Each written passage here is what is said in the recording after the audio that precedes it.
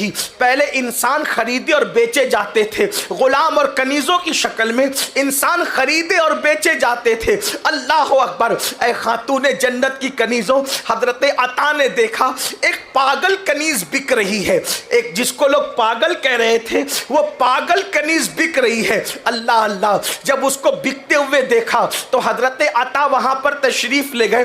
بڑے محدث تھے, بڑے عالم تھے, وہاں صوفی بھی تھے, وہاں تشریف لے گئے. تو لوگوں نے کہا یہ پاگل کنیز کون خریدے گا؟ تو چند درہم دے کر پاگل ہونے کے بعد بھی خرید لیا. اور جب اس کو گھر لائے, اللہ اکبر, تو وہ پاگل سمجھ کر کے اس کو ایک جگہ پہ رکھ دیا. اور رکھنے کے بعد جیسے ہی رات ہوئی, رات نے اپنی سیاہ زلفوں کو جو ہے وہ افق پر بکھیرنا شروع کیا. گویا کہ یوں کہہ لے جیسے ہی رات مکمل شباب کی طرف اپنے قدموں کو بڑھانے لگی تو حضرت عطا نے کیا دیکھا؟ بستر پہ آپ لیٹے ہوئے ہیں, چپکے سے وہ کنیز اٹھتی ہے, اٹھنے کے بعد وضو کرتی ہے اور وضو کر کے مصلی بچھا کے نماز شروع کر دیتی ہے. اللہ اکبر.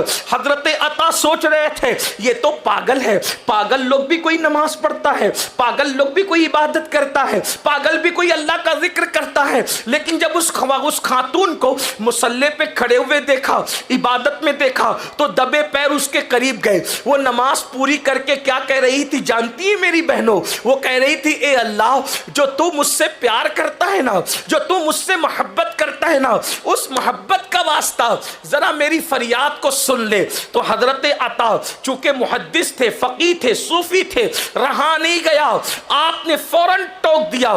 چھپنا چاہتے تھے چھپ نہ سکے, دبے پیر گئے تھے مگر برداشت نہ ہوا, زبان سے نکلا اے کنیز اپنی زبان پہ کنٹرول کر, ادب کی حدوں کو پار نہ کر.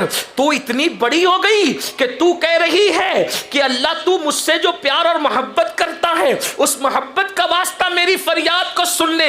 ارے نادان, یہ نہ بول بلکہ یہ بول کہ اللہ جو میں تجھ سے محبت کرتی ہوں اس کا واسطہ اللہ تجھ سے کب سے پیار کرنے لگا, تو کب سے اللہ کی محبوب ہو گئی. پتا ہے خدا کا محبوب کوئی یوں ہی نہیں بنتا, مقام محبوبیت کسی کو یوں ہی نہیں ملتا. اس پاگل کنیز کو جس کو لوگ پاگل سمجھ رہے تھے, حضرت عطا کی طرف دیکھا اور کہا عطا اللہ کی عزت کی قسم وہ مجھ سے پیار کرتا ہے, وہ مجھ سے پیار کرتا ہے, وہ مجھ سے پیار کرتا ہے. اور پھر فرمایا اگر پیار نہ کرتا تو دیکھا تو بستر پہ پڑا تھا, تجھے سلا دیا اور مجھے بستر سے اٹھا کر اپنی خدمت میں کھڑا کر لیا.